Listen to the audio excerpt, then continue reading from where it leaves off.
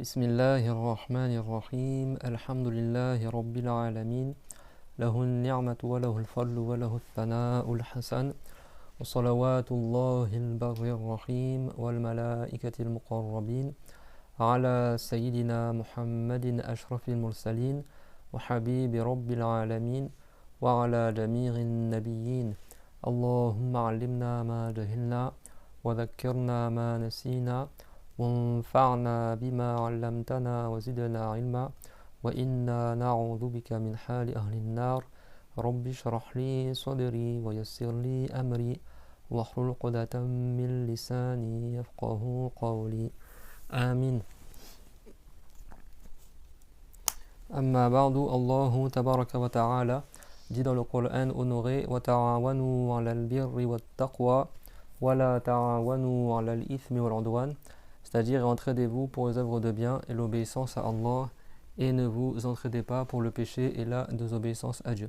Donc on fait une bonne attention lillahi ta'ala dans le fait de réviser ensemble la science de la religion, et on fait une bonne attention et on continue dans le livre inshallah par application de la parole du prophète sallallahu alayhi wa sallam, innamal a'malu bin niyyat wa innama likulli imri'in ma nawa, c'est-à-dire certes les bonnes œuvres ne valent que par les intentions, et certes chaque personne a pour elle ce pourquoi elle a fait l'intention. ونكمل إن شاء الله في باب الطهارة والصلاة في شرح أبي شجاع. قال المصنف رحمه الله فصل وفرائض الوضوء ستة النية عند غسل الوجه. الآن سيبدأ بفرائض الوضوء. عند الشافعية فرائض يعني الأركان, ما يجب في الوضوء ولا يصح الوضوء بدونه, سيقول في الشرح إن شاء الله. Donc on commence aujourd'hui le chapitre du wudu, et donc Abu Shujar il a dit chapitre, les obligations du wudu sont au nombre de 6. وهذه الفرائض للوضوء ذكر بعضها في الآية القرآنية وبعضها في الحديث الشريف. Donc il y a 6 piliers, et les obligations du wudu, comme l'a dit Abu Shujar, ce qui est visé dans l'école de Shafi'i, ça veut dire les piliers du wudu, il y a des choses sans lesquelles le wudu n'est pas valable et qui fait partie du wudu. Parce que dans d'autres écoles, ils font une distinction entre le fard, le wajib, le rukun. Dans l'école de Shafi'i, quand on parle de fard, quand on parle de wajib, quand on parle de rukun, ça veut dire une seule et même chose, ça veut dire ce qui fait partie de l'acte et sans lequel l'acte n'est pas valable. Sauf dans le hajj, ils font une distinction entre les piliers du hajj et les obligations du hajj. فهذا الشافعية سواء قلت الفرض أو الواجب أو الركن فكلها بمعنى واحد, وهو ما كان جزءا من العمل ولا يصح العمل بدونه إلا في الحج. في الحج يفرقون بين أركان الحج وهي 6 كذلك, وبين واجبات الحج كرمي الجمرات وغير ذلك, المبيت بمنى, المبيت بمزدلفة, هذا ليس من أركان الحج إنما هو من واجباته. أما أركان الحج كالنية, الإحرام, الوقوف بعرفة, الطواف بالبيت, السعي وغير ذلك من أركان الحج. ففي باب الحج الشافعية يفرقون بين أركان الحج وواجبات الحج. إن الواجبات ما يحرم تركه لكن يصح العمل بدونه, لكن يذبح شاة مثلا حتى يجبر هذا النقص في حجه. وكذلك في بعض المذاهب كالحنفية والمالكية ثمة ما يسمى الواجبات في الصلاة أو في الوضوء, يعني من تركه يعني يكون آثما لكن يصح عمله. Donc dans d'autres écoles comme chez les par exemple chez les Hanafites, chez les Malikites, il y a des choses c'est obligatoire, mais si quelqu'un ne les fait pas il tombe dans le péché, mais son acte reste valable. C'est bon. Dans l'école de Shafi'i, dans autre que le hajj, il n'y a pas de différence entre l'obligation, le pilier et le devoir, etc. C'est bon pour tout le monde. Donc quand on parle des obligations du wudu, c'est la même chose que les piliers du wudu, c'est la même chose que les devoirs du wudu. C'est 6 choses. Donc une partie de ces piliers du wudu ont été su dans le Coran, dans l'ayah connue du wudu, et une partie a été su dans le hadith. أما القرآن فقال الله تعالى يا أيها الذين آمنوا إذا قمتم إلى الصلاة فاغسلوا وجوهكم وأيديكم إلى المرافق وامسحوا برؤوسكم وأرجلكم إلى الكعبين وفي قراءة وأرجلكم إلى الكعبين بالفتح. Donc, quant à la ayah, celle qu'on vient de citer, qui signifie dans le sens que s'adresse aux musulmans, que s'ils font la prière, ils se lèvent pour aller faire la prière, alors lavez vos visages et vos avant-bras jusqu'aux coudes, frottez vos têtes et lavez vos pieds jusqu'aux chevilles. Donc là, il y a 4 piliers du wudu. ففي الآية ذكر أربعا من فرائض الوضوء ذكر غسل الوجه وغسل اليدين إلى المرفقين والمسح للرأس وكذلك غسل الرجلين ولو أتى يعني غسل الرجلين يعني وأرجلكم أتى بعد المسح لا يفيد أنه يمسح الرجلين بل يغسلوهما.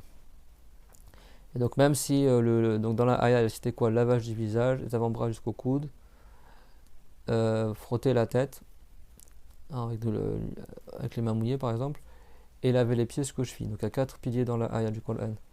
Même si les pieds sont venus après le fait de frotter la tête, ça ne veut pas dire qu'on frotte les pieds, on lave les pieds.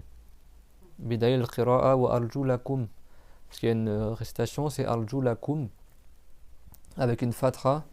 Et ça veut dire que le mot arjul qui veut dire les pieds, il est maf'ul bihi du verbe rasala, il est COD du verbe laver. C'est bon? Parce que frotter en arabe, لأنه المسح يتعدى بحرف الجر يعني امسحوا برؤوسكم فلو كان المراد به المسح مطلقا يعني لكان تعين الكسر وامسحوا برؤوسكم وامسحوا بأرجلكم لكنه جاء في قراءة وأرجلكم هذا منصوب بفعل غسل. والقراءة بالجر العلماء اختلفوا يعني في تفسيرها. الشافعية قالوا بعضهم ماذا قالوا هنا المراد المسح لكن المسح على الخفين يعني وامسحوا برؤوسكم وأرجلكم يعني وامسحوا بأرجلكم إذا كنتم لابسين الخفين. Et donc, selon la récitation où tu mets une kasra, le son i à la fin, wa arjulikum, ça veut dire que ça suit la phrase d'avant et ça suit la suite quand il frottez vos têtes et frottez vos pieds. C'est bon? Parce que frotter en arabe, c'est un verbe transitif, mais qui a besoin d'une préposition qui est bi. Du coup, il faut le son i à la fin. Et donc là, frottez vos pieds. Les chaférites, ils ont dit ça veut dire frotter vos pieds quand vous avez les khouf. Parce qu'on a pris dans le wudu, comme on le verra, Inch'Allah. Soit tu laves tes pieds, ou soit si tu as les khouf sur les pieds, tu frottes sur les khouf sans laver les pieds. وبعض العلماء قالوا أن كلتا الآيتان تفيد الغسل سواء قرأت وأرجلكم أو وأرجلكم كلاهما يفيد الغسل.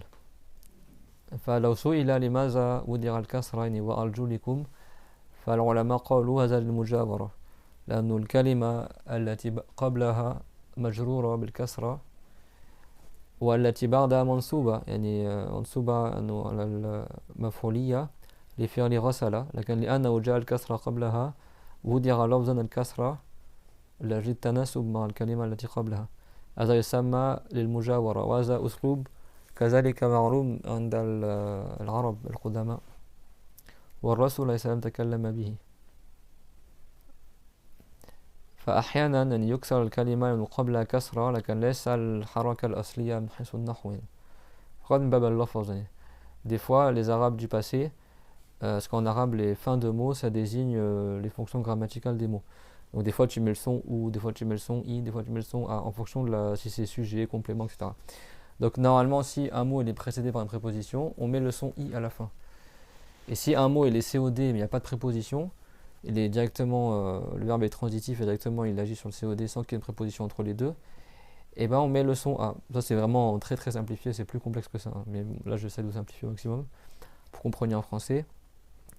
Et donc normalement on devrait dire si c'est laver, tu dis lavez vos pieds, arjulakum. Et dans une récitation du Coran, parce qu'il y a plusieurs récitations du Coran, on peut dire arjulikum. C'est bon? Ben là tu ne peux pas dire arjulikum c'est laver alors qu'il y a le i. Le i c'est que ça renvoie au fait de frotter, parce que le fait de frotter il faut le son I. Certains savants ils ont dit ici le son I c'est pas c'est juste pour qu'il y ait une concordance dans la terminaison des mots. Comme le mot d'avant avait un I, pour que ça fasse joli à l'oreille, on met le son I aussi au mot d'après, même si c'est pas la voyelle qu'il aurait dû prendre du point de vue de la grammaire. C'est bon? Ça il l'appelle le mujawara, c'est-à-dire la voisinage. Comme le mot il est juste à côté d'un mot qui a un I, on met un I aussi pour faire joli. Et ça c'est pas comme ça de la tête, hein, c'est parce que le Coran il est descendu dans la rhétorique des Arabes. Et les Arabes ils ont des manières d'embellir leurs paroles, et parmi leurs manières d'embellir les paroles, c'est que des fois, même si c'est pas la fin, la voyelle qu'il aurait dû avoir en fin de mot, on met cette voyelle là pour que ça rime en fait avec le mot d'avant. C'est bon? Et ça le prophète alayhi salam il a parlé aussi de cette manière là. Donc certains savants ils ont dit qu'en réalité c'est pas une vraie kasra de conjugaison, c'est juste une kasra pour que ça fasse le même son que le mot d'avant. On appelle le mot jawar, c'est-à-dire que du point de vue de la grammaire le mot il est COD, mais du point de vue de la prononciation c'est comme s'il avait le son I. مفهوم؟ وليس كما تقول الرافضة مثلا أنه يزعمون لا يغسلون الرجلين ويمسحون فقط. C'est pas comme ils disent certains qui sont pas sunnites qu'on lave pas les pieds, juste on frotte les pieds. Ça c'est faux. Et si tu l'interprètes dans le sens de frotter, c'est dans le sens que tu frottes sur les khouf, sur les bottines que tu as aux pieds sans laver les pieds dans les cas où, comme on a vu dans les cours sur les khouf dans certains cours. C'est bon tout le monde? Donc ça c'est les 4 piliers. On a dit combien d'obligations dans le wudu?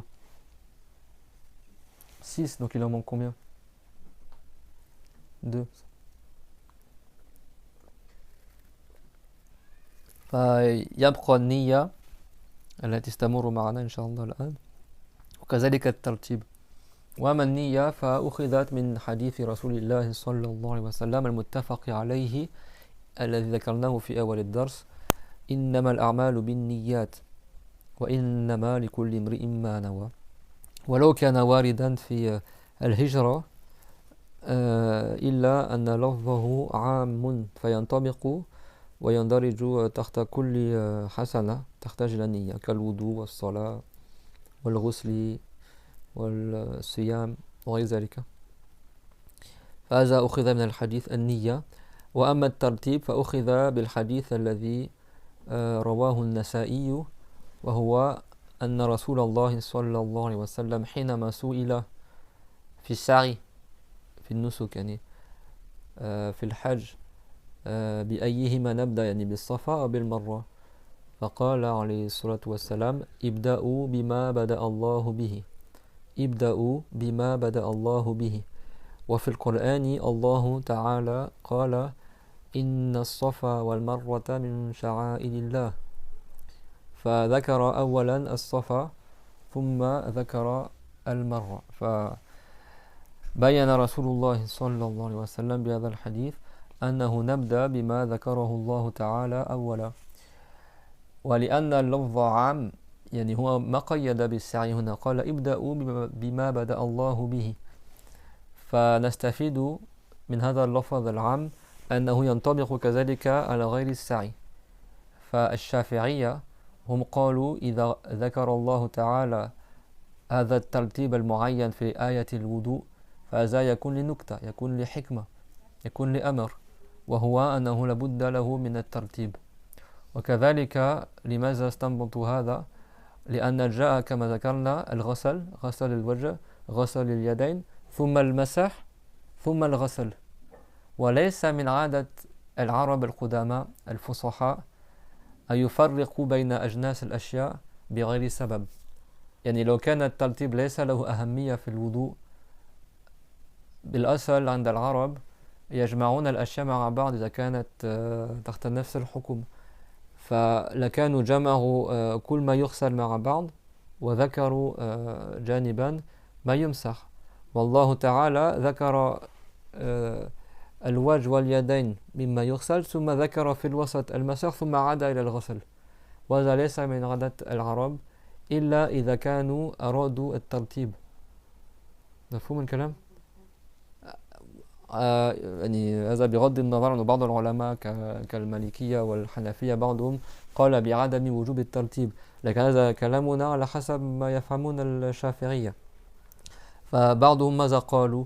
قالوا لو كان الترتيب غير واجب في الوضوء لما فرق الله تعالى بين الغسل والمسح، يعني هكذا خلط المسح والغسل لأنه هذا ليس من عادات العرب يعني والقرآن نزل في لغة العرب فدل على أنه لابد أن يكون المسح قبل غسل الرجلين مفهوم؟ هذا ومع حديث كذلك ابدأوا بما بدأ الله به. Donc le premier hadith de lequel on a tiré l'intention pour le wudu, on a dit qu'il manque deux piliers qui ne sont pas marqués dans le Coran. Donc l'intention, bah ça on l'a appris du hadith, c'est au début du cours, innamal a'malu bin niyyat, dire certes les bonnes actions ne valent que par les bonnes œuvres. Donc du coup là on comprend quoi? Et bah que toutes les bonnes actions comme le wudu, comme le roussoul, comme le jeûne, etc. Il faut une intention pour que ce soit valable. Même si le hadith il est général, le prophète a dit les actions. Mais à la base il est rapporté pour la hijra quand ils ont fait l'hijra de la Mecque jusqu'à Médine. Mais le prophète a dit une parole générale.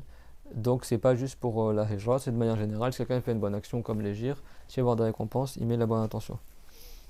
Et concernant l'ordre dans le wudu, c'est le hadith d'An-Nasa'i quand ils ont demandé au prophète salam, quand on fait le sari, les 7 trajets entre les deux montagnes, As-Safa et Al-Marwa, par quelle montagne on commence? Est-ce qu'on commence par As-Safa ou est-ce qu'on commence par Al-Marwa? Et le prophète salam, il a encore répondu par une parole qui est générale et il a dit Ibda'u bima bada Allahu bihi. Ça veut dire commencer en premier par ce que Dieu a cité en premier. Et dans le Coran, dans Surat Al-Baqarah, Dieu il a dit Inna as-Safa wal Marwa. Certes, as-Safa et al-Marwa font partie des symboles de l'islam. Min shara'irillah. C'est bon? Donc on comprend qu'on commence par as-Safa et après al-Marwa. Et donc comme la parole du prophète est générale, هذه قاعدة معروفة عند العلماء أنه ليس العبرة بخصوص السبب إنما العبرة بعموم اللفظ. يعني ce qui est pris en considération, c'est pas la cause précise pour laquelle la parole a été révélée, mais c'est la généralité de la parole. Si une parole que le prophète il a dite, elle est générale, c'est-à-dire qu'il ne précise pas c'est pour quelqu'un en particulier. Il dit une parole générale. Bon, les œuvres ne valent que par les intentions. Il n'a pas dit quelles œuvres en particulier. Bon, comme c'est dans le contexte de la hijra, donc c'est forcément les bonnes œuvres, c'est pas les péchés. Mais il n'a pas dit que c'est que pour la hijra. Donc on comprend que c'est aussi pour le wudu, pour tous les actes d'adoration qui nécessitent une intention. Également là, il a dit commencer par ce par quoi Dieu a commencé en premier, dans le Coran. Il n'a pas dit ça c'est que pour le sari. Donc on comprend que pareil pour le wudu, il y a une ayah qui te dit comment faire le wudu, tu suis le même ordre que Allah a énoncé dans le Coran. Et on commence dans le wudu par les mêmes choses que Dieu a commencé dans le wudu.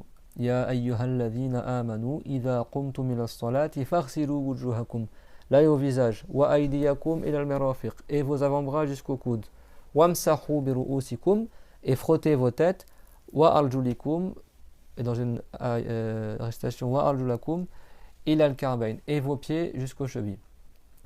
Et il y a un point important aussi que j'ai cité en arabe, c'est que c'est pas la seule preuve chez les chafirites que l'ordre est obligatoire. Parmi les preuves qu'ils ont dites également, c'est que le Coran il est révélé dans la parole arabe qui était parlée à l'époque du prophète, la parole des gens éloquents, les vrais arabes du passé. Or les arabes du passé, même jusqu'à aujourd'hui, même nous en français on applique cette règle-là en général, c'est que quand tu as des choses qui sont de plusieurs natures, par exemple tu as lavage et frottage, c'est bon? Normalement la parole des gens éloquents, ça veut pas dire que le Coran n'est pas éloquent, mais là c'est pour une raison particulière. Normalement quand les gens y parlent, les arabes y parlent, ils rassemblent les choses du même groupe yani, ou du même jugement ensemble, ils ne mélangent pas les deux, c'est clair? Un exemple tout simple, bab al-misal yani. C'est un exemple que j'invente là-dedans, juste pour vous faire comprendre yani, la logique de la parole. إذا واحد أراد مثلا تنظيف البيت، الأم تقول لبنتها مثلا أريد أن تنظف البيت، فماذا تقول؟ طيب تمسحين مثلا تغسلين الثياب والغسيل والصحون والأشياء في المطبخ، وبعدين تكنسين البيت، وبعدين تمسحين الزجاجات مثلا. فنجمع كل ما يغسل مع بعض، كل ما يمسح مع بعض، كل ما يكنس مع بعض. شخص في الغداء يقول تغسلين الصحون ثم تكنسين البيت وتغسلين كذلك الفرشاة والأشياء وتمسحين الزجاج، تغسلين يعني بالعادة يجمع كل شيء مع بعض يعني. إلا لأمر، إلا مثلا إذا أراد الترتيب لابد أن تغسلي الثياب صباحا حتى يجيف بعدين تكنسين البيت وفي الأخير تعملين الجلي مثلا.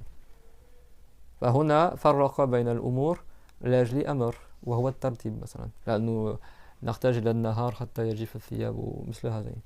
C'est un exemple que j'ai inventé, hein. C'est juste pour comprendre en fait la rhétorique. C'est que par exemple si une mère elle dit à sa fille de faire le ménage, par exemple tu as la vaisselle à laver, le linge à laver, etc. En général, pour que ça aille plus vite dans ta parole, si tu entre balayer, nettoyer, frotter les vitres et laver le linge et laver la vaisselle, bah, tu vas dire bah écoute, tu laves la vaisselle, tu laves le linge, tu passes le balai et tu frottes les vitres. Tu vois, tout ce qui se lave, tu le mets ensemble, tout ce qui est à frotter, tu mets ensemble, etc. Tu vas pas dire tu laves la vaisselle, tu balayes, tu laves le linge, tu vois. Sauf si toi, tu as voulu que ça soit fait dans un ordre en particulier. Non? Tu as compris le sujet ou pas? Si par exemple, tu vas faire de la peinture dans un appartement, c'est bon? Tu as des trucs à peindre et tu as des trucs, par exemple, à gratter, c'est bon? Et le mec, il va dire d'abord, bah écoute, je sais pas moi, avec la spatule, tu grattes tel truc, tout ça. Et après, pour la peinture, bah faudra que tu peignes les toilettes, le plafond et la cage d'escalier. C'est bon? Tu vas pas dire, tu peins la cage d'escalier, après tu grattes aussi ça, il faudra aussi que tu peignes les toilettes, tu laves ça et tu peins aussi ça. En général, les gens, quand ils parlent, s'il y a des trucs à peindre, ils vont tout rassembler ensemble. Alors pour la peinture, il faudra que tu fasses les toilettes, la cage d'escalier, etc. Donc s'il divise les choses, il les met pas ensemble, c'est qu'il y a une raison pour cela. Par exemple, le temps que ça sèche, il faut que tu commences en premier par peindre la cage d'escalier. Pendant que ça sèche, tu grattes par exemple le mur dans la salle de bain. Et après, en dernier, tu peins la salle de bain. Là, parce qu'il faut faire dans l'ordre. Mais sinon, si l'ordre n'était pas important, tu ne serais pas embêté à tout séparer. Tu aurais tout mis ensemble. Ça, c'est un exemple que j'invente. Juste pour un rapprochement lié, vous compreniez que les savants chaférites, ils ont dit si Allah Azza wa Jal, il a d'abord cité tu laves le visage, après les mains, après tu frottes la tête, après tu laves les pieds. Pourquoi il revient au lavage après? Il aurait pu citer tout ce qui est à laver et tout ce qui est à frotter. Bah, les savants ils ont dit si Allah il a cité comme ça, c'est que l'ordre il est obligatoire. C'est un des causes. Après, il y a d'autres savants comme les Malikites ou Hanafites, dans certains avis, ils ont dit que c'est pas obligatoire de faire dans l'ordre. Chez les Malikites, tu as deux avis. Chez les Malikites et les Hanafites aussi, certains ils ont dit que c'est pas un devoir de mettre l'intention. Donc là, ce qu'on dit, ça varie selon les écoles. Là, ce qu'on parle, c'est dans l'école de Chaféry. C'est clair, mon témoin? C'est pour dire à quel point les savants aussi font attention aussi comment s'exprimer les trucs. Donc là, de manière générale, on a fait les 6 piliers du wudu. C'est clair? Donc là, ça met en lumière un peu pourquoi il y a des divergences aussi selon les écoles, selon les piliers du wudu, etc. Et c'est pas quelqu'un qui dit ah mais dans le Coran il n'y a que 4, donc il y a 4 piliers. Bah, tout n'est pas dans le Coran. Et ça montre aussi à quel point les savants ils sont intelligents et ils ont beaucoup de science pour déduire les piliers. Parce que nous, tout seul, si tu prends que dans le Coran, tu vas pas trouver l'intention ni l'ordre et tu vas pas savoir que ces piliers-là. Et il faut avoir connu le hadith et l'essence des hadiths et comment on applique les hadiths. Surtout que les deux hadiths qui sont utilisés pour le wudu ne concernent même pas le wudu à la base. Premier pour l'intention, ça concernait quoi? Les gyres. Parce qu'à l'époque du prophète, il y en a, ils ont voulu faire les gyres pour le commerce et un pour se marier. Le prophète a dit s'ils font pas les gyres pour l'agrément de Dieu, ils n'auront pas la récompense. Donc il a dit innamal a'malu binniyat. Et l'autre c'est par rapport au sari dans le hajj ou dans la umrah. Malgré ça, comme leur portée est générale, leur expression elle est générale, elle englobe tout ce qui est similaire. مفهوم الكلام؟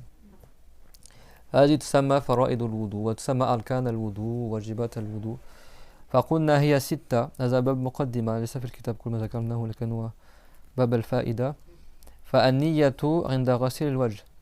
عند غسل الوجه. Donc la première, tout ce qu'on a cité c'est pas marqué dans le livre, mais la première pilier du wudu, première obligation, c'est laver le visage. الشرح الوضوء بضم الواو الفعل وبفتحها الماء الذي يتوضأ به. هذا فوائد لغوية. في اللغة الوضوء مثل السحور والسحور. نذكر في رمضان السحور شو هي؟ ما هو السحور؟ هو ما يؤكل، الطعام الذي يؤكل يعني ما يتسحر به. والسحور وفعل أكل السحور. ونفس الشيء الوضوء. الوضوء هو فعل الطهارة للصلاة. أما الوضوء هو ما يتوضأ به، الماء الذي يستعمل للوضوء، كما جاء عن رسول الله صلى الله عليه وسلم عندما كان في الليل عند ميمونة زوجته ميمونة التي كان ينام عندها كذلك ابن عباس لأنه كان قريبا لها. ففي الليل استيقظ رسول الله صلى الله عليه وسلم فاستيقظ كذلك معه عبد الله بن عباس فالرسول عليه السلام أراد الصلاة النافلة فقال ما يأتيني بالوضوء يعني بالماء اللي يستعمل للوضوء فابن عباس رضي الله عنهما أتاه بالوضوء بماء الوضوء فتوضأ به وتوضأ معه وضمه قال اللهم علمه الحكمة وتأويل الكتاب فاستجيب دعاؤه عليه الصلاة والسلام فصار عبد الله بن عباس ترجمان القرآن.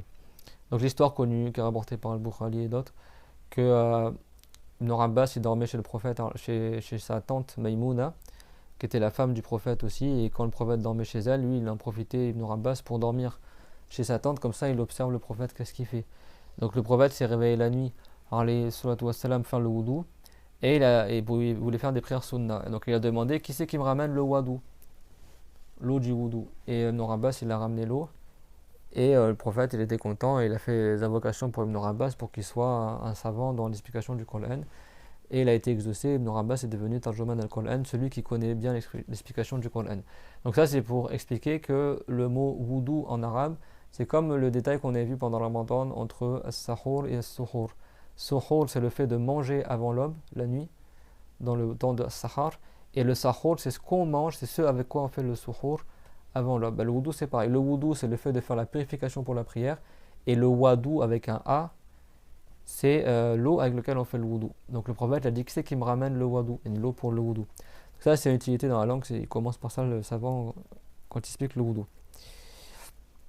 وبفتحها يعني بفتح الواو الماء الذي يتوضأ به والمراد بهذا الفصل الوضوء بمعنى الفعل وهو مأخوذ من الوضاء وهي الحسن يعني تقول مثلا وجه وضيء يعني حسن جميل يعني مشرق يعني فما كان جميلا يقال له وضيء فالوضوء من الحسن من النظافة بهذا المعنى الوضاء يعني الإشراق التنوير النظافة الحسن لذلك سمي وضوء.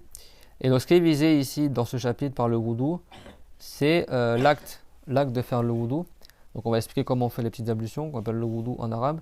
Et le mot wudu en arabe, il est tiré du mot arabe al-wada'a, qui veut dire la beauté. Donc al-wada'a, c'est quelqu'un qui a un beau visage, qui a un visage lumineux. Wasim, مثلا. Wasim, لأنه صار كأن الجمال صار سمة له يعني. صار علامة. Celui qui a un beau visage, en arabe on dit wasim. Et wasim en arabe, ça vient du mot sima, yani wismun, qui veut dire le signe. C'est comme si la beauté était un signe distinctif chez la personne. Et également, si quelqu'un il a un beau visage, on dit il a un visage qui est wadi, c'est-à-dire un visage lumineux, un visage resplendissant, un visage qui est beau. Et donc le wudu, c'est cette notion-là que quand tu fais les ablutions, tu es propre, tu deviens lumineux, tu deviens... C'est clair, tout le monde, c'est quoi l'explication du wudu? Et ça fait référence à la propreté, à la beauté, etc. À le fait d'être lumineux, resplendissant. هذا في اللغة. وفي الشرع هذا عادة العلماء عندما نأخذ في كتب العلماء الفقهية كثيرا نرى يقول لك المعنى في اللغة والمعنى في الاصطلاح لغة كذا، وهذا كذلك في التجويد وفي سائر العلوم، لأن المعنى الاصطلاحي في العادة هو أخص من المعنى اللغوي، فيبدأون بالمعنى اللغوي ثم ينطلقون إلى المعنى الاصطلاحي. Donc souvent, quand on prend dans les livres des savants, que ce soit en fiqh, que ce soit dans n'importe quelle science, souvent ils te donnent le sens linguistique et après ils te donnent le sens dans le vocabulaire religieux relatif à cette science-là, parce que chaque science elle a son vocabulaire. كل علم له اصطلاحه. قد يكون معنا لفظ في الفقه يراد على معنى آخر في التجويد وفي علم آخر في النحو مثلا. Donc c'est pareil dans beaucoup de sciences, ça c'est l'habitude des savants, ils citent le sens dans la langue et après ils citent le sens dans la science dans laquelle tu étudies. Je sais pas si c'est pareil en biologie ou tout comme ça. En arabe, c'est parce que souvent le sens, enfin, à la base le sens linguistique est beaucoup plus large que le sens dans la religion ou dans la science Par exemple, le tajwid. Tajwid, à la base, c'est du verbe jawada qui veut dire bonifier. Tajwid, à la base, ça veut dire la bonification, le fait de rendre bien quelque chose. Et dans le Coran, tajwid, ça veut dire le fait de donner à chaque lettre la valeur qu'elle mérite au niveau du point de sortie, au niveau des caractéristiques de prononciation, etc. De prononcer chaque lettre comme il se doit. Mais en arabe, tajwid, si tu considères qu'une chaîne de transmission elle est bonne dans le hadith, tu peux dire jawadahu. Le savant, il a fait le tajwid de cette chaîne de transmission. C'est-à-dire qu'il a dit que c'est isnaduhu jayyid. Tu vois, donc il y a des sens qui changent, tu vois. Comme on a vu même d'une école à l'autre, des fois le sens du mot il change. Qu'on a vu tout à l'heure pour les obligations, tout ça. Donc là c'est pareil. C'est pour ça que quand on prend un chapitre dans le fiqh, dans rappelé pour la tahara, on avait dit, on expliquait c'est quoi tahara dans la langue, et après tahara dans la langue, tahara c'est la propreté des souillures physiques ou morales, et dans la religion c'est soit lever le hadath ou éliminer une impureté, ou soit ce qui est dans la même signification que lever le hadath ou une impureté, ou la même apparence que cela, vous vous rappelez? Et donc là c'est pareil, pour le wudu il commence par d'abord dans la langue ça veut dire quoi, et après dans la religion. Wa fi shar'i istirmalul ma'i fi arda'in makhsusatin muftatahan bin niyya. Donc dans la religion, dans la loi islamique, le wudu c'est le fait d'utiliser l'eau dans des membres spécifiques en débutant par l'intention. C'est-à-dire que le wudu c'est pas tu laves tout ton corps. Le wudu comme on a vu tout à l'heure, on lave le visage, les avant-bras, on mouille la tête et on lave les pieds. Donc il y a des membres spécifiques à laver dans le wudu, dans l'ordre spécifique, et il faut que l'acte soit débuté par une intention. Al-bidun niyya كأنه ينظف نفسه يعني لا يعتبر أنه عمل عبادة لأن النية هي التي تفرق بين العادة والعبادة فلا بد من النية. Et donc parce que si quelqu'un il se lave le visage juste en se réveillant le matin par exemple, bah, il fait le lavage, c'est tout, et c'est de la propreté. S'il met pas l'intention de faire le wudu, c'est pas un acte d'adoration, parce que l'intention, comme on va le voir, c'est ce qui fait la distinction, le distinguo entre l'acte d'adoration et l'acte habituel et l'acte ordinaire. Il y a des gens, pour se réveiller le matin, qu'est-ce qu'ils font? Ils se lavent la figure, mais c'est juste pour se laver quoi. Bah là on dit pas qu'il peut faire la prière avec ça, parce qu'il n'a pas mis l'intention de faire les ablutions. Par contre s'il met l'intention, bah, on considère qu'il a levé le hadath pour son visage, après il lave les avant-bras, après il mouille la tête, et après il lave les deux pieds. Donc l'intention, c'est ce qui fait la distinction entre un acte ordinaire, comme prendre une douche par exemple, et entre un acte d'adoration, comme par exemple le fait de faire les grandes ablutions pour aller au Jumu'ah, qui est sunna dans l'école du Shafi'i. C'est bon? لذلك سيبدأ أولا بالنية فذكر أن الوضوء هو استعمال الماء ما قال الغسل أن الوضوء لا يغسل كل شيء بالوضوء. Alors il a dit quoi? Les savants sont vraiment précis. Il a dit le fait d'utiliser l'eau.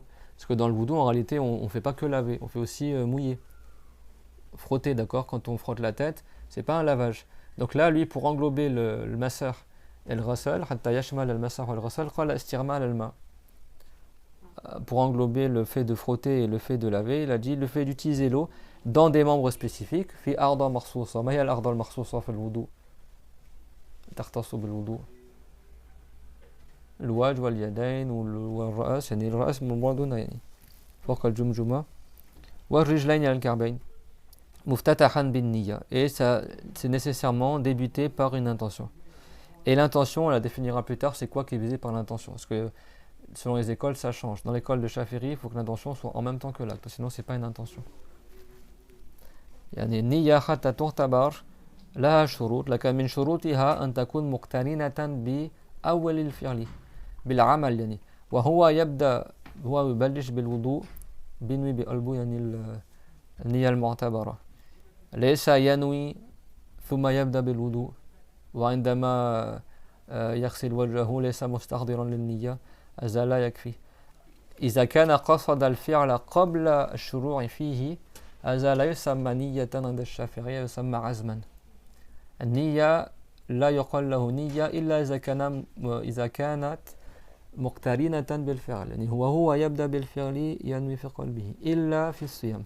الصيام قلنا النية تقع بالليل. مفهوم؟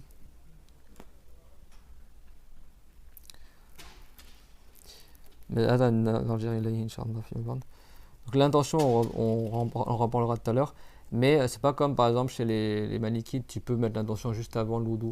Dans l'école de Shafi'i, si quelqu'un met l'intention juste avant et après il fait son wudu mais sans avoir l'intention dans son cœur, bah lui son intention elle compte pas quoi. On considère que il a juste eu une volonté de faire le wudu mais ça compte pas comme une intention. Mafhoum? Qallahu azam.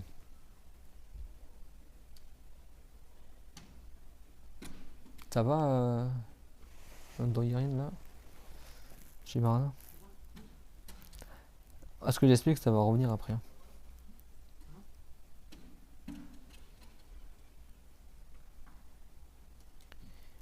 يعني الفقه دقيق يعني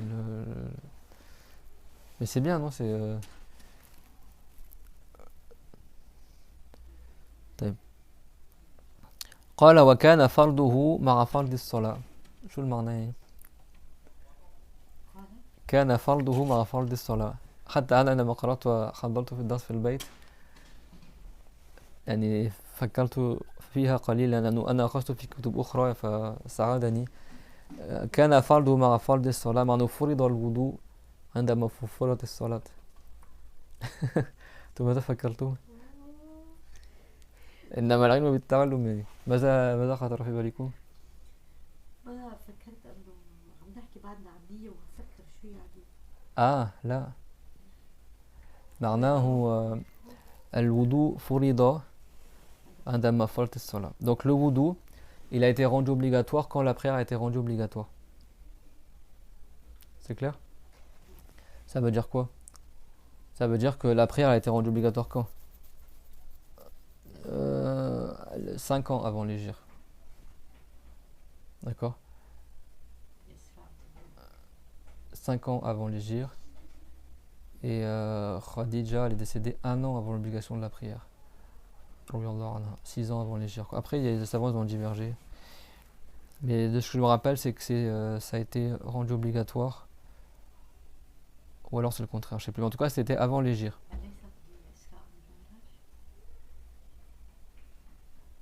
بلى كان سنة قبل الهجرة و5 سنوات قبل الهجرة.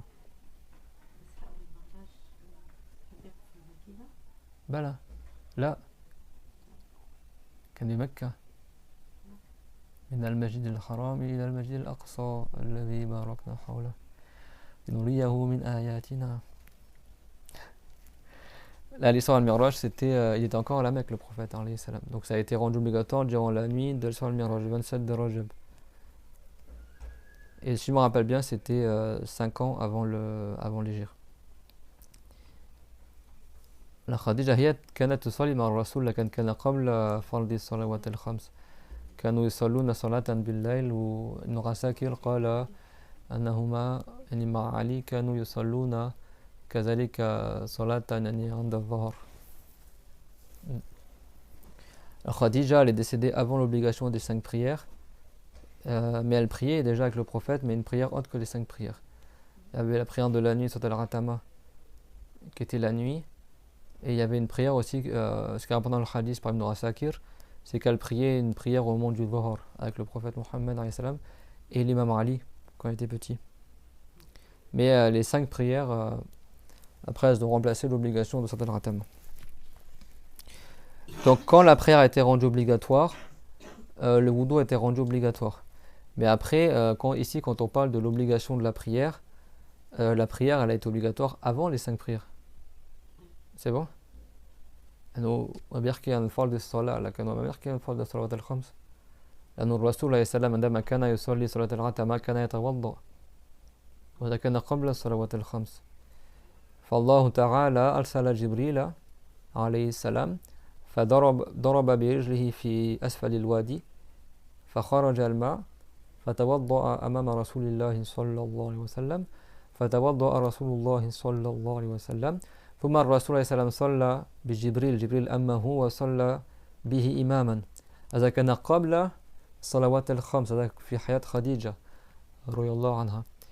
فبعد ذلك الرسول عليه السلام رجع إلى بيته وأخذ معه خديجة جاء بها إلى نفس الوادي الذي علمه جبريل فيه الوضوء فتوضأ رسول الله صلى الله عليه وسلم أمام خديجة كما توضأ أمامه جبريل عليه السلام فعلمها الوضوء والصلاة فكان مع ذلك يصليان معا ثم علمه علي فكان يصلي مع الرسول عليه السلام فكان في وقت الظهر في وقت الظهيرة يقفان عند الكعبة ويصلون جماعة الرسول وخديجة وصبي وهو الإمام علي ibn Abi Talib الذي أسلم وهو دون البلوغ رضي الله عنه وكرم وجهه. Donc Allah Ta'ala il a envoyé l'ange Jibril alayhi salam au prophète alayhi salam. L'ange Jibril était en bas d'une vallée, avec son pied il a frappé un coin de la vallée, il y a de l'eau qui a surgi et de cette eau-là Jibril a fait le wudu. Alors pourtant les anges Inch'Allah ils sont purs quoi. Mais il a fait le wudu pour enseigner au prophète comment faire le wudu avec cette eau-là, il l'a fait devant le prophète. Et après le prophète, il a fait le wudu comme Jibril lui a montré. Et après ils ont fait la prière ensemble. Jibril lui a enseigné comment faire la prière. Il a fait imam et le prophète il prie derrière lui. Et c'est comme ça que le prophète a appris à faire le wudu et la prière. Et ça c'était avant l'obligation des 5 prières. Après le prophète, il est rentré chez lui. Il a pris Khadija avec lui. Il l'a ramené dans le même vallée où il était avec Jibril. Il a pris de la même eau. Il a fait le wudu devant Khadija et il lui a enseigné tout comme Jibril lui a enseigné. Et du coup, après, le prophète, il faisait la prière avec Khadija. Et également, l'imam Ali, qui était encore un enfant, qui n'était pas encore pubère quand il est entré en islam, le prophète, après, lui a enseigné aussi. Et du coup, l'imam Ali, il a appris à faire la prière al-wudu. Et du coup, ils faisaient la prière ensemble. Donc, il y avait le Salat al-Ratama. Bon, ça, c'était avant l'obligation des 5 prières, juste avant, quoi. Mais avant cela, c'est rapporté que le prophète, au début, il y avait très peu de musulmans. Il faisait une prière la journée, qui était au moment du Dhuhr. C'est bon? Et c'est rapporté par Ibn Asakir que le prophète il faisait la prière avec sa femme Khadija et l'imam Ali qui était encore un enfant. Ça c'était avant Salat al-Ratama. C'était au tout début ça. Donc après il y a eu Salat al-Ratama pendant un certain temps, je crois pendant 1 an environ. Et après que le prophète il faisait avec ses compagnons la nuit, c'était Doraka qui faisait la nuit. Et après cette prière Doraka a été rendue sunna et a été remplacée par l'obligation des 5 prières. C'est bon? Donc les savants ils disent lorsque la prière a été rendue obligatoire, le wudu a été rendu obligatoire. Sans le wudu est une condition de la prière, donc pas prier sans wudu. Donc ici il ne parle pas de forcément l'obligation des 5 prières, parce qu'il y avait une prière obligatoire avant les 5 prières. Mais le fait est c'est quand la prière a été rendue obligatoire, le wudu a été rendu obligatoire. Le wudu huwa min shurut as-salah, min sihhat as-salah. Al-wudu fa la budda yatawadda shakhs hatta yusalli. Alors العلماء يقولون إذا كان شيء متوقفا على شرط فنذكر الشرط قبل أن نؤدي الشيء المذكور فكما فعل جبريل قبل يعلم الصلاة علم الوضوء لأن الوضوء هو مفتاح الصلاة طهارة مفتاح الصلاة كما جاء في الحديث. Le wudu c'est la clé de la prière, donc c'est pour ça que d'abord on apprend la purification et après on apprend la prière. Donc c'est pour ça que Dieu il révèle toujours le bayan de qu'est-ce qu'il faut, qu'est-ce qu'il est nécessaire de savoir pour faire l'acte, avant de faire l'acte. لأن الله تعالى لا يكلف العبد إلا بما في وسعه. Parce que Dieu ne charge la personne que de ce qu'il est capable. Et donc s'il nous avait ordonné de faire la prière sans qu'on sache se purifier, on n'aurait pas pu faire la prière. Donc إذا أمر الله تعالى بعبادة ينزل معه البيان كيف يؤدى قبل يؤدى يعني. On a bien vu en Zakat al-Fitr, ça a été avant qu'il y ait le Zakat al-Fitr, ils ont appris que le Zakat al-Fitr. L'obligation du jeûne de Ramadan, c'était avant que Ramadan y commence. Comme ça, le prophète a le temps d'enseigner aux compagnons. Là, c'est pareil, le wudu il a été rendu obligatoire en même temps que la prière. Comme ça, avant qu'ils fassent la prière, ils font le wudu.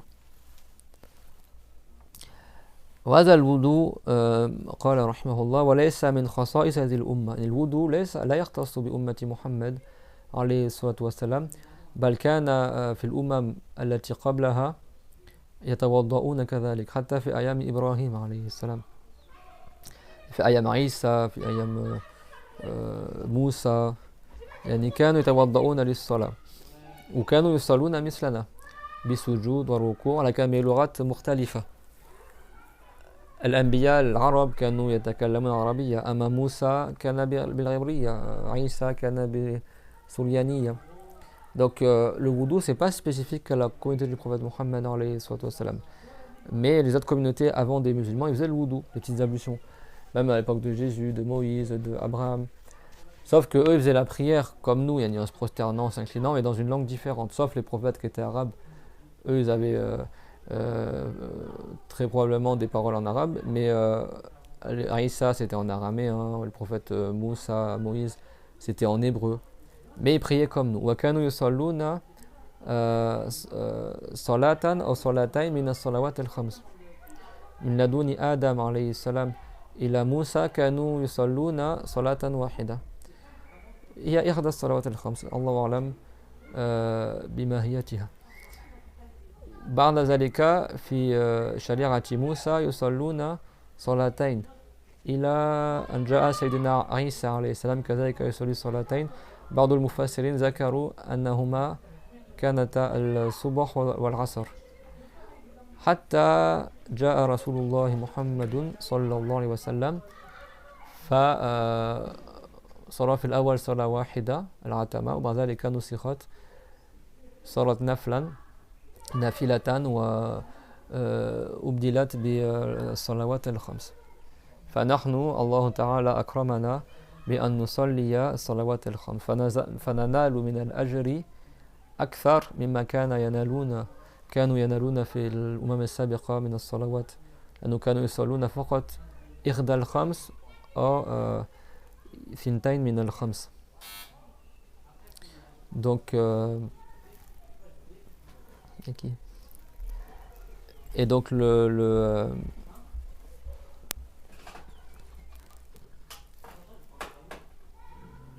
wudu il n'est pas spécifique à côté du prophète Mohammed alayhi salam et la prière non plus. Mais à l'époque de Adam il faisait une prière, à l'époque de Moussa il faisait deux prières, tout à fait que c'était le soubor et le rassal, et à notre époque nous à la communauté du prophète Mohammed on fait 5 prières.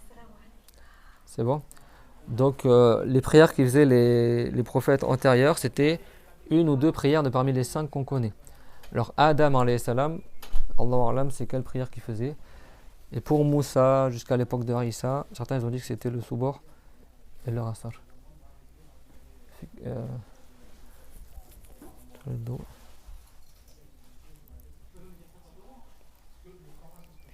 فالوضوء كذلك كانوا يتوضؤون فيما مضى. أما التيمم ما كان نفس الوضوء يعني le même wudu quoi, en lavant le visage, l'avant-bras, etc. فيك تفتح الضوء.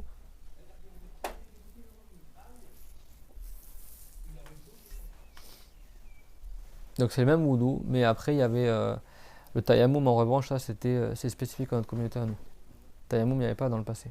Dans le passé s'ils n'avaient pas d'eau pour le wudu, ils attendaient de trouver de l'eau pour faire la prière. في الماضي إذا كانوا لا يجدون الماء لا يتيممون كانوا ينتظرون يعني يؤخرون حتى يجدوا الماء. أما في أمتنا فالله تعالى أكرمنا بالشريعة السمحاء الشريعة السهلة فالله تعالى يسر لنا إن لم نجد الماء أن نتيمم بالتراب وهذا يختص بأمة محمد صلى الله عليه وسلم. Donc le fait d'utiliser la terre à la place du wudu, le tayammum, les ablutions sèches comme disent certains, ou la lustration pulvérale, ça c'est spécifique à la communauté du prophète Mohammed. Dans le passé, il ne le faisait pas. Mais le wudu, ça existait depuis les communautés antérieures. وليس من خصائص هذه الأمة فقد ثبت في الصحيح أن سارة توضأت بعدما دخلت أرض الجبار ولكن الخاص بأمة محمد الغرة والتحجيل. لا يعني ذلك أن ليس لنا أشياء نختص به في الوضوء، لكن الوضوء أصله يعني كان موجودا في الأمم السابقة.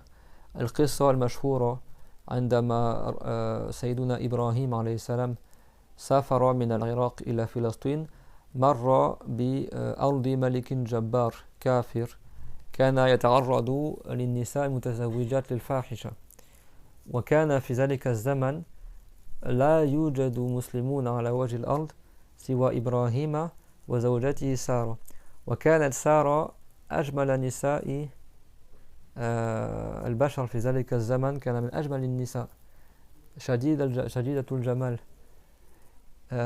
فإبراهيم عليه السلام خشي عليها أن يتعرض لها هذا الملك الخبيث الجبار فقال لها إن جاءك يعني جنوده أو سألوا عنك يعني فقولي إنك أختي فجاء هؤلاء جنود هذا الملك الجبار فسألوا إبراهيم عن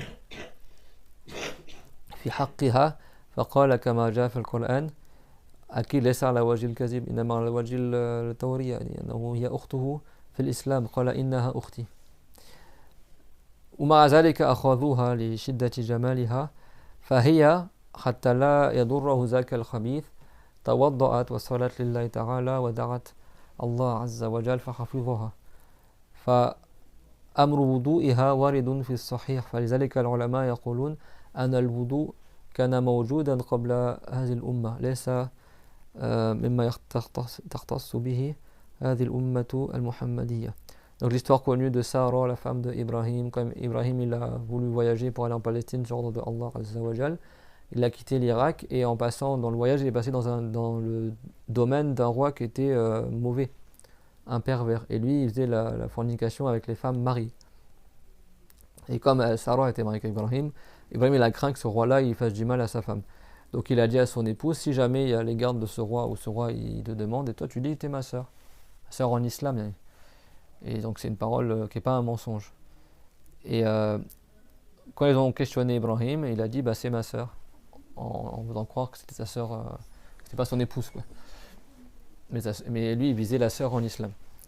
Malgré ça ils l'ont quand même prié et pour pas qu'elle soit nuit, qu'est-ce qu'elle a fait Sarah? Elle a fait le wudu, elle a fait une prière, elle a invoqué Allah pour qu'il la protège et Dieu l'a protégée. Donc ça c'est dans le hadith Sahih, c'est connu et ça prouve que le wudu il était avant notre communauté. Par contre il y a un truc dans notre communauté qui n'était pas dans notre communauté, même ceux qui faisaient le wudu, ce qu'on appelle al-ghurra wa al-tarjil. فهذا خصوصية الغرة والترجيل. الغرة في اللغة معناه في الأصل يعني البياض الذي يكون على وجه الحصان الخيل.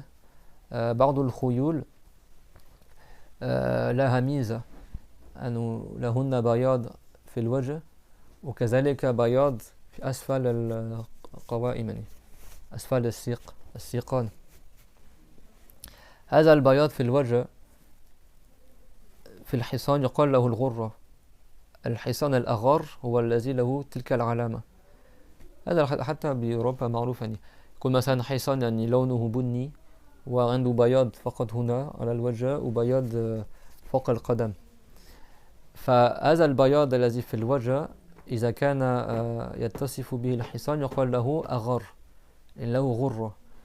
وهذا البياض الذي أسفل يعني أعلى القدم في أسفل الساق يعني يقال له تخجيل يعني المحجل يعني هذا الحصان. فمن باب التشبيه الرسول عليه السلام سمى المؤمن يوم القيامة الذي يكون من أمته لأنه يوم القيامة ينور تلك المواضع في الوضوء. من زاد في وضوئه على حد الوجه فغسل ما يزيد على الوجه على الأذن وأسفل الذقن وفوق الناصية مثلا عند الناصية وزاد في غسل اليدين إلى ما فوق المرفقين. بعض الشافعية قالوا إلى كذا وسط العضد وبعضهم قال إلى نحو الكتف وزاد في غسل كذلك الرجلين. فتلك الأماكن التي زاد في غسلها تنور يوم القيامة. فرسول الله صلى الله عليه وسلم قال إن أمتي يدعون يوم القيامة غرا محجلين من أثر الوضوء. غرا محجلين من أثر الوضوء يعني تنور تلك الأماكن المواضع من أجسادهم فيعرفون أنهم من أمتي سيدنا محمد صلى الله عليه وسلم. Donc parmi les choses spécifiques au wudu en revanche pour nous les musulmans de la communauté du prophète Mohammed c'est que le prophète il reconnaîtra sa communauté au jour dernier par le fait que ceux qui faisaient le wudu parmi les musulmans de cette communauté et qui lavaient ce qui est en plus du visage et en plus des avant-bras, ces parties-là qui sont lavées en plus seront illuminées au jour dernier. Et donc le prophète, il a dit que ça ressemble au cheval qu'on appelle Aror. C'est les chevaux, c'est connu en France, on a des fois. Des fois, ils ont une robe brune et sur leur visage, ils ont une trace blanche et aussi en bas des pattes, ils ont au-dessus des sabots, ils ont des poils blancs. Ça en fait comme des chaussettes un peu. Et donc Al-Ghurra, c'est le fait de dépasser du visage, autour du visage quand tu fais le wudu. Et ça, Al-Ghurra là-bas, c'est la blancheur qu'il y a dans le visage du cheval. Et Al-Tarjil, Al-Muhajjal, c'est le cheval à la base qui a le bout des pattes blanc. Et donc le prophète, il a comparé le musulman à ce cheval-là. C'est-à-dire que ces endroits-là, ils seront embellis, seront lumineux au jour dernier. Et ça, ce sera que pour les musulmans qui faisaient le wudu dans la communauté du prophète Mohammed et qui dépassaient. C'est bon? Ça, c'est comme ça qu'ils l'ont expliqué les Chaférites. Après, chez les Malikites, il y a d'autres explications. Nous, c'est pour ça que chez les Chaférites, on dit que c'est recommandé de dépasser, plus que l'obligation. Donc, tu dépasses jusqu'à environ la moitié du biceps. Ça, ils ont dit même vers les aisselles. Et pour les pieds, tu dépasses la moitié du tibia. نصف الساق للرجلين تغسل الكعبين وتزيد إلى نصف الساق وبعضهم قال إلى نحو ويقارب الركبين. Et pour le visage, tu dépasses sur le contour, en haut du front, etc. C'est ce qu'on appelle الغرة والترجيل. مفهوم الكلام؟ لذلك قال ولكن الخاص بأمة محمد صلى الله عليه وسلم الغرة والترجيل. واعلم أن الوضوء له شروط وفروض فالشرط ما لا بد منه لصحة الفعل وليس جزءا منه هذا يقال له شرط الصحة والفرض ما لا بد منه لصحة الفعل وهو جزء من الفعل ويقال له الركن وهذا الذي مر معنا قبله. Donc sache que le wudu il a des conditions et des obligations. Donc conditions, ce qu'il dit, c'est les conditions de validité. Et des obligations, ce qu'on a vu tout à l'heure, c'est les piliers du wudu, c'est bon? Donc là, il va citer en vrac, en bloc, toutes les conditions de validité du wudu, et après il va commencer par les piliers du wudu, c'est bon? أولا سيذكر الشروط يعني جملة من الشروط ثم بعد ذلك يشرع في تعداد أركان الوضوء. Donc il a dit la condition, donc là il a la définition d'une condition, donc là c'est ce qu'on a vu aussi dans le livre de la prière. C'est ce qui est nécessaire pour que l'acte soit valable, mais ce n'est pas une partie de l'acte. سواء كان ركنا أو شرطا كلاهما لابد منه لصحة الوضوء. لكن الفرق بين الشرط والركن أو الفرض وأن الركن هو جزء من الوضوء أما الشرط ليس جزءا منه. Donc la condition ou le pilier, les deux, ils sont nécessaires pour que le wudu soit valable. Sauf que la condition ne fait pas partie intrinsèquement du wudu.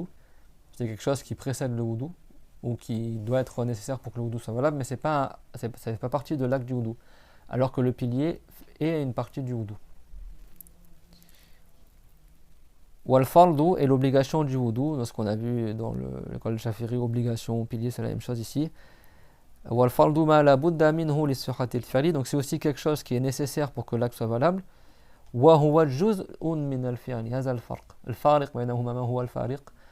أن الصحة شرط الصحة ليس جزءا من الفعل أما الركن أو الفرض هو جزء من الفعل. Donc l'obligation du wudu, ça c'est quelque chose qui fait partie des ablutions, comme le lavage du visage, comme laver la main. C'est quelque chose sans lequel le wudu n'est pas valable, mais c'est un acte qui fait partie du wudu. Alors que l'islam, par exemple, le fait d'être musulman, c'est quelque chose que tu dois avoir avant de faire ton wudu. C'est bon? Le fait d'utiliser de l'eau purifiante pour le wudu, il faut que tu aies l'eau avant de faire le wudu. C'est pas une partie du wudu, l'eau. C'est bon? Mais c'est une condition qui est nécessaire pour que le wudu soit valable. ويقال له الركن فهنا في هذا المقام ماذا قلنا الفرض أو الركن بمعنى واحد لأنه في المتن لو لاحظنا ماذا قال وفرائد الوضوء فرائد يعني جمع فرض ولكن تقول كذلك فروض الوضوء لو قيل أركان الوضوء كذلك نفس المعنى كلاهما بمعنى في هذا المقام dans le wudu c'est le même sens. Tu dis l'obligation fard du wudu ou le rukun du wudu, pied du wudu, ici c'est le même sens. فالآن يبدأ بالشروط شروط الصحة يعني. فشروط الطهارة وهذا تلك الشروط تجري للوضوء كذلك تجري كذلك للغسل يعني في الطهارة من حيث العموم يعني. ما بنحكي في إزالة النجاسة مفهوم يعني وما يحتاج إلى نية يعني. Donc là, les conditions qu'on va voir, c'est des conditions qui ne sont pas spécifiques qu'au wudu. Hein. C'est des conditions qui sont spécifiques, qui sont relatives à la purification en général, mais pas le fait d'éliminer des impuretés de manière générale, mais la purification comme le wudu, le ghusl, tel que cela. Donc pour que ça soit valable, il y a des conditions. Al-Islam wa tamyiz wa tahuriyatul ma' tahuriyatul ma'i وعدم المانع الحسي كالوسخ وعدم المانع الشرعي كالحيض والنفاس ودخول الوقت في حق ذوي الضرورات كالمستحاضة ومن به الريح الدائم. Donc là on va citer, donc là c'est toutes les conditions de la purification et après on va expliquer chacun d'entre eux. Bon dans le livre il n'a pas الكتاب ما تعرض لشرح الشروط بالتفصيل نذكر شيئا إن شاء الله في شرحها بإذن الله تعالى. Donc dans le livre il n'a pas expliqué en détail mais nous on va expliquer en détail chaque truc Inch'Allah. Donc les conditions de la purification c'est l'islam, il faut être musulman pour pouvoir se purifier de manière valable. Tamyiz ça veut dire le fait d'avoir la distinction, c'est-à-dire que la personne a assez distingué l'acte d'adoration du jeu, ça c'est pour l'enfant, 7 ans lunaire à peu près là, le discernement, il est suffisamment intelligent et pour savoir qu'il fait un acte d'adoration, le fait que l'eau soit purifiante, le fait qu'il n'y a pas quelque chose qui empêche la validité du wudu, quelque chose de matériel, comme par exemple une saleté qui empêche l'eau d'arriver sur le membre à laver, et le fait qu'il n'y a pas un empêchement légal, il y a un empêchement qui est juste du point de vue du jugement, comme les menstrues et les lochis. Et les menstrues et les lochis, ça n'empêche pas le wudu physiquement, mais légalement c'est interdit de faire le wudu quand on a les menstrues et les lochis. Et l'entrée du temps de la prière, أنواع المراد بالوقت وقت الصلاة يعني من كان مصابا بالسلس يعني سلس ريح بول مذي يعني ما يكون الذي يكون دائما على حدث هذا في الأصل لا يصح وضوءه لكن هنا من باب الضرورة ماذا يفعل يتوضأ بنية استباحة الصلاة لكن هو حقيقة لا يرفع حدثا لأنه هو دائما على الحدث ودائم الحدث فهذا يزيد له يعني من الشروط أن ينتظر دخول الوقت حتى تصح منه طهارته فهذا يختص به ذوي الضرورات كالمستحاضة التي ينزل دائما منها الدم وهذا الدم قد يكون حيضا وقد لا يكون حيضا فهي لا تعلم فماذا تفعل تتوضأ بوجود الدم وتنوي استباحة الصلاة وكذلك من به الريح الدائم يعني سلس الريح وهذا نفس الشيء لسلس البول يعني من كان سلسا يعني مصاب بالسلس سلس هو المرض والسلس هو المصاب بالمرض يعني ما هو دائم الحدث فهذا ماذا يفعل ينتظر دخول الوقت ثم يتوضأ لماذا ينتظر دخول الوقت لأن قبل دخول وقت الصلاة لا ضرورة إلى الطهارة فلا تصح من الطهارة أما إذا دخل وقت الصلاة فعليه أن يصلي فهنا صار هناك ضرورة فماذا يفعل لا ينوي الطهارة لا ينوي رفع الحدث إنما يعمل صورة الطهارة كما مر معنا في أول الدرس الطهارة أحيانا تكون ما في صوره يعني. فهنا يعمل صورة الوضوء لكن لا ينوي رفع الحدث إنما ينوي فقط استباحة الصلاة هذه النية فقط ولا يجزئ غيرها لماذا؟ لأنه حقيقة لا يتطهر يعني شرعا يعني لأنه هو دائم الحدث لكن من باب الضرورة يعمل صورة الوضوء ويتوضأ لكن هذا من باب الضرورة ولا ضرورة قبل دخول الوقت هذه قاعدة مهمة لماذا السلس أو المستحاضة لابد ينتظر دخول الوقت كي يتطهر لأن قبل دخول وقت الصلاة لا ضرورة أن يتطهر أن يتوضأ وكذلك نفس الشيء للتيمم يعني هذه الطهارة ضرورة يعني بالأصل لا تصح إلا لأجل الضرورة ويعيدها عند كل صلاة مفروضة وله يصلي النوافل بهذا الوضوء. Donc l'islam لأن الوضوء يحتاج إلى نية كما مر معنا والنية عبادة والعبادة لا تصح من الكافر ولا تصح العبادة إلا بعد معرفة المعبود كما قال الغزالي. Donc comme il a dit le Ghazali, l'acte d'adoration n'est valable qu'après avoir connu le Créateur. Donc si quelqu'un ne croit pas en Dieu, eh ben, le wudu il faut qu'il ait une intention. Et l'intention est un acte d'adoration, et celui qui ne croit pas en Dieu, ben, son acte d'adoration n'est pas valable. Donc son wudu n'est pas valable.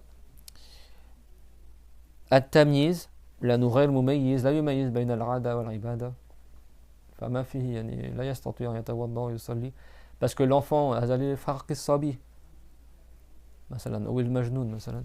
Donc le tamyiz, si un enfant il ne sait pas faire la distinction entre l'acte d'adoration et l'acte ordinaire, entre le jeu et l'acte d'adoration, bah lui ça n'a pas de sens qu'il fasse le wudu. فنقول له للصبي غير مميز نقول له انظر كيف الوضوء لكن لا نأمر بالوضوء إلا في الحاج. يعني هذا تفصيل آخر يعني. في الحاج يعني لأجل الطواف إذا كان يطوف بالصبي يعني يوضئه وينوي عنه يعني. Donc la distinction, parce que si l'enfant n'a pas le discernement entre le jeu et l'adoration, il n'est pas suffisamment intelligent, bah, il ne peut pas faire le wudu parce que pour lui, il ne comprend pas c'est quoi l'acte d'adoration. C'est bon? Donc un enfant qui n'a pas encore la distinction, ici on parle de l'enfant qui n'est pas encore pubère, et qui a par exemple moins de 7 ans lunaires. Donc lui, on ne lui demande pas de faire les actes d'adoration parce qu'il ne comprend pas c'est quoi. C'est bon? Donc qu'est-ce qu'on lui dit? On dit regarde, et tu regardes quoi. Sauf, bon, on va pas faire tous les détails, mais dans le pèlerinage, si tu fais un pèlerinage avec un enfant qui est tout petit, tu veux faire les tours de la Kaaba, bah l'enfant tu lui fais faire le wudu et tu mets l'intention à sa place, son tuteur est al-wali yuwaddi'uhu wa yanwi anhu iza kana saghiran مثلا 3 سنوات مثلا. C'est bon? Si l'enfant est trop petit, bah son père il met l'intention du wudu à la place de l'enfant et il fait le wudu à l'enfant, il lui lève le visage, les avant-bras, etc. Et après il lui fait faire le tawaf. لكن شخص ينتبه إذا كان يطوف بالولد إذا كان حاملا الولد يحمل الولد الطواف يعني إما يعني الطواف عن نفسه أو عن الولد لا يحسب طواف لكليهما. Si quelqu'un il fait le tawaf avec son enfant qui a 3 ans et le porte dans ses bras, le papa qui porte l'enfant dans ses bras, il faut qu'il mette l'intention du tawaf soit pour lui-même ou soit pour l'enfant, mais ça compte pas pour les deux en même temps. إلا إذا كان الولد يمشي بجانبه, sauf si l'enfant il marche à côté du papa, et dans ce cas-là le tawaf il compte pour les deux. Donc faire attention à ça. Bon, c'est des détails qu'on voit dans le Hajj, c'est-à-dire que c'est pas dans l'absolu, il y a des cas de figure, mais c'est très rare. Ou même si l'enfant n'a pas la distinction, on va quand même faire le wudu. Mais de autre que ça, on ne fait pas le wudu à l'enfant. C'est bon, on lui dit tu regardes comment on fait le wudu, il ne le fait pas. ماشي الحال؟ فالتمييز غالبا يكون في سن 7 سنوات. لكن هذا على حسب ذكاء الولد. إذا كان هو يفهم الخطاب ويدل الجواب يعني بيعرف يعني كيف يفكر كيف مثلا يجيب على أسئلة يجيب عليها من غير طريق الحفظ إنما يبني الجواب عن فهم. L'enfant il répond, c'est pas il répète comme un perroquet un truc qu'il a mémorisé, mais il répond parce qu'il a compris la question et tout seul il a déduit la réponse. Combien de Ramadan par an, combien de Jumu'ah dans la semaine, par exemple si j'ai 20 euros et 30 euros avec lequel j'achète le plus de bonbons. Et l'enfant il réfléchit et sait répondre. Il peut aller aux toilettes tout seul, faire l'istinja tout seul, il peut manger tout seul, sans se salir, il est autonome quoi. Il est indépendant intellectuellement, psychologiquement il arrive à réfléchir tout seul. Lui il peut faire la purification de la prière, mais s'il n'est pas encore dans ce stade là, il a besoin de ses parents pour manger, pour aller aux toilettes, il ne sait pas répondre aux questions tout seul en réfléchissant, etc. Bah lui on ne lui demande pas de faire le wudu de la prière. Donc là ce qu'on appelle la tamiz, c'est quand la distinction. Le fait que l'eau soit purifiante et pure et purificatrice. C'est pas de l'eau qui est impure, c'est pas de l'eau qui a déjà été utilisée pour une purification et la réutilise à nouveau. C'est pas de l'eau dans laquelle a été mélangée une substance pure comme du lait ou du thé et du coup l'eau sa couleur elle a beaucoup changé ou son odeur a beaucoup changé. Ça on le voit dans le chapitre concernant les différents types d'eau qu'on a déjà vu au début du livre. Donc il faut qu'il choisisse de l'eau qui est purifiante comme l'eau du robinet, l'eau de la pluie, l'eau de la rivière, etc. كما الحنفية ماء المطر ماء النهر ماء البئر ماء البحر إما مر معنا في أول الكتاب ما هي المياه التي يجوز التطهير بها 7 مياه. On avait vu 7 sortes d'eau. tout ce qui tombe du ciel et tout ce qui sort de la terre, tant que ça reste dans son aspect naturel, sur lequel Dieu l'a créé. L'eau de la fonte de la grêle, l'eau de la fonte de la neige, l'eau du puits, l'eau de la rivière, l'eau de la mer. Il aurait les dalika. Subhanallah. ومر معنا كذلك الصحابة الذين كانوا يصطادون في البحر فسألوا عن الماء. سبحان الله الرسول عليه السلام أجاب وزاد هو الحل ميتاته. ليش؟ لأنهم سألوا الرسول عليه السلام لأنهم كانوا يحتاجون للماء لأجل الشرب، فالرسول عليه السلام فكر وقال هم يشربون كذلك يأكلون، فلذلك أجاب بما هو أعم من سؤاله، قال هو الحل ميتاته، يعني حتى إذا احتجتم الأكل فلكم أن تأكلوا كذلك ميتة البحر. Et le prophète est très intelligent, et quand les compagnons ont demandé concernant l'eau de la mer, est-ce qu'on peut, comme nous on prend de l'eau dans l'embarcation mais on a besoin pour boire, est-ce qu'on peut garder cette eau-là? Parce que si on fait le wudu avec cette eau-là, on va avoir soif. Et est-ce qu'on peut utiliser à la place l'eau de la mer qui est salée?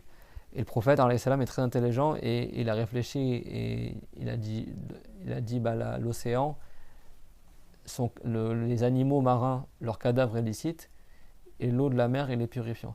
C'est-à-dire que non seulement vous pouvez garder votre eau pour boire et utiliser l'eau de la mer pour faire le wudu, mais vous pouvez aussi manger les choses qu'il y a dans la mer sans devoir les égorger.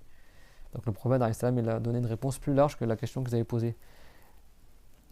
Et ça, souvent le prophète faisait ça. Des fois il rajoute une utilité que les compagnons n'ont pas demandé, mais lui il a vu que c'était opportun de cette utilité là en plus. Donc que l'eau elle soit purifiante. Également qu'il n'y ait pas quelque chose de physique qui empêche la validité du wudu, comme le vernis sur les ongles, comme des saletés de la terre sous les ongles, ou de la suie, du cambouis sur du blanco par exemple, la peinture, quelque chose qui est opaque, qui est perméable et qui est imperméable plutôt, et qui empêche l'eau d'arriver aux membres d'être lavés. Donc il ne faut pas qu'il y ait des choses comme ça qui empêchent la validité du wudu. Amal wasakh at-tabi'i allazi ينشأ من العرق تحت الأظفار هناك شيء يعني سواد تحت الظفر، وهذا السواد الذي يظهر يعني بطبيعته تحت الظفر، لكن ليس هو حك شيئا فدخل تراب مثلا أو جس تحت أظفاره، هذا لا يغفر عنه.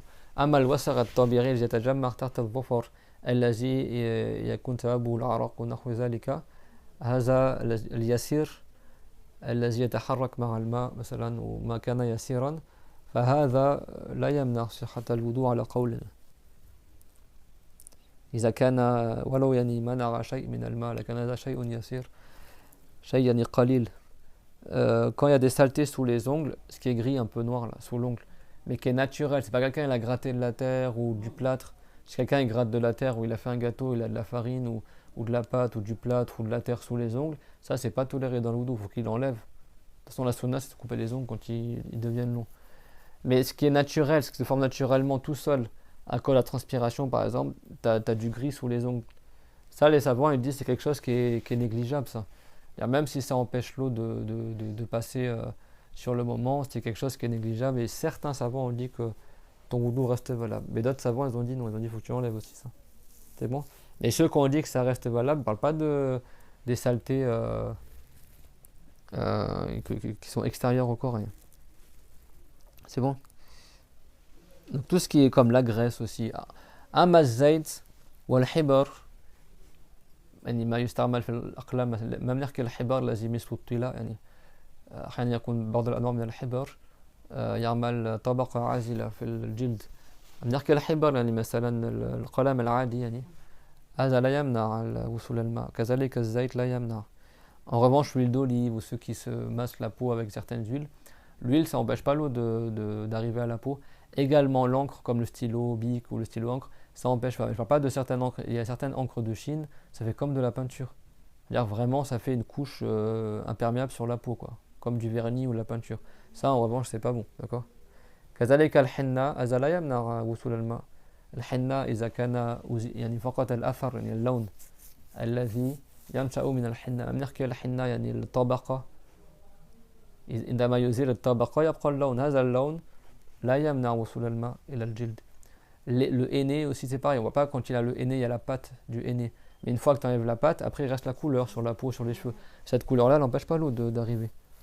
في الماضي كانت بعض النساء المسلمات يعني وهذا ليس حراما يلون أظفارهن بشيء من السواد يشبه الحناء هذا ليس حراما لأن هذا لا يمنع وصول الماء. Dans le passé, il y avait certaines femmes musulmanes, et ça c'est pas haram, elles coloriaient leurs ongles avec comme du henné, mais noir. Mais sans que ça fasse une couche sur la... C'est juste une couleur quoi. Ça n'empêche pas l'eau d'arriver. Il y en a des fois, elles font avec le henné. Ou... Certaines femmes, elles se mettent du henné, par exemple le jour de la rime, elles se mettent du henné dans la main. Ou elles trempent leurs mains dans le henné. Ça n'empêche pas l'eau d'arriver. Le wudu est resté valable. En revanche, le vernis, non. Même si c'est un vernis transparent, ولو كان شفافا أزال المناكير هذا حرام ويمنع وصول الماء. Et donc ça c'est interdit parce que ça empêche l'eau d'arriver. Et c'est pas l'habitude des femmes musulmanes de mettre des choses qui empêchent l'eau d'arriver au moment que d'être lavé.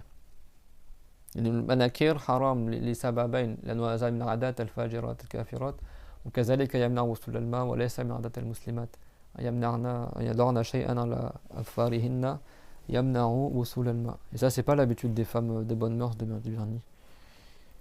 Même si c'est du vernis transparent. Il y en a qui mettent du vernis transparent pour renforcer les ongles, etc. Bon, mange des aliments qui renforcent les ongles, quoi. Ou tu mets certaines huiles ou tout comme ça, mais parce que ça empêche l'eau d'arriver. Et c'est pas comme certains ignorants ils disent tu frottes comme les khoufs, soi-disant. Bardul al-jahala, lazina yaddaoun al-mashyacha, lazamun qas ou hazar al-khouf. قال هي تمسح عليه مثل الخوف يعني. شو هذا الحكي يعني. زعما مرض في Il y en a, ils ont fait des analogies de leur tête. Bah, c'est comme les khoufs, tu passes la main mouillée dessus et c'est bon. Ah non, ça tu peux l'enlever. Et les khoufs, c'est pas rapporté pour les ongles, c'est rapporté pour les pieds. Donc là, ce qu'on appelle un empêchement physique de la vérité du wudu. Et il ne faut pas aussi qu'il y ait un empêchement légal, un empêchement religieux. C'est-à-dire que physiquement, la personne pourrait faire le wudu, mais religieusement, c'est interdit qu'elle fasse le wudu. Comme les menstrues, les lochis. La femme qui a les menstrues, c'est haram durant que le sang il est là, quoi, il est pas encore.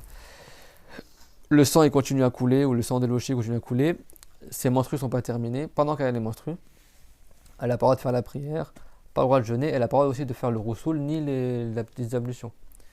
Sauf si le sang s'arrête, les menstrues sont terminées, là dans ce cas-là, elle fait les grandes ablutions et le wudu aussi. Parce que le wudu fi takhfif al-hadath. إذا انقطع الحيض تتوضأ بنية تخفيف الحدث وتغتسل. أما قبل انقطاع دم الحيض ودم النفاس فلا يجوز لها الطهارة.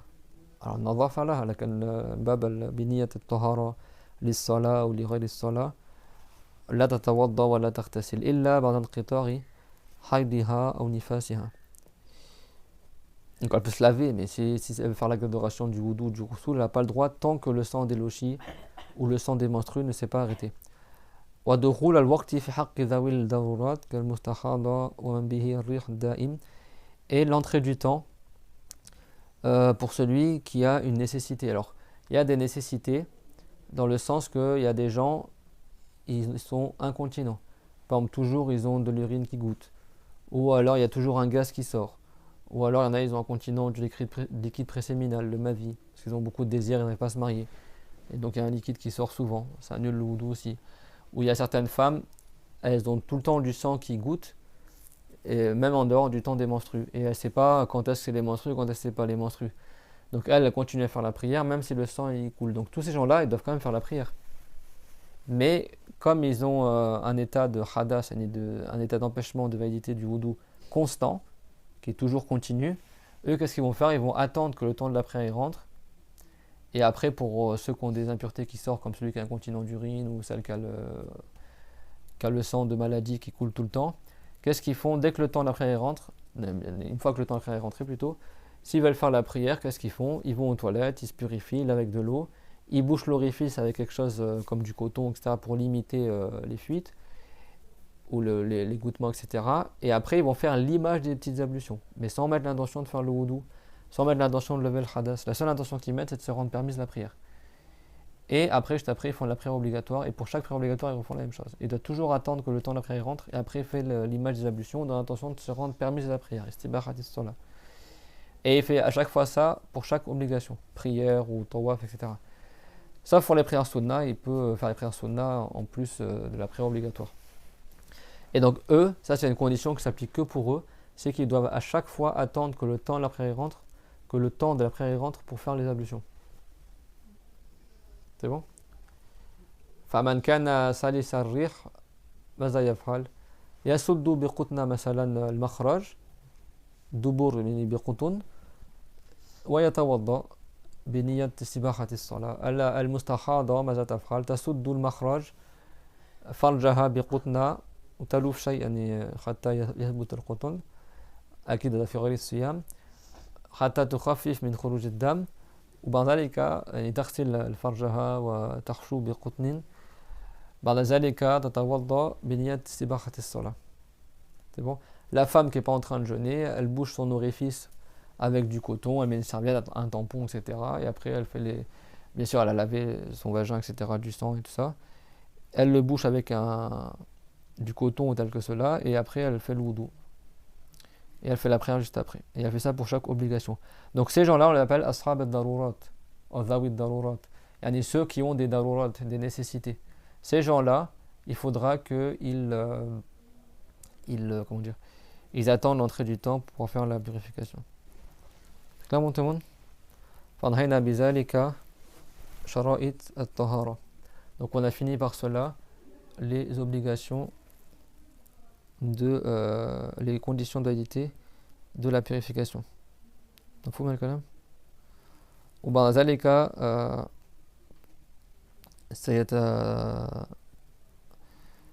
ينطلق إلى شرح النية.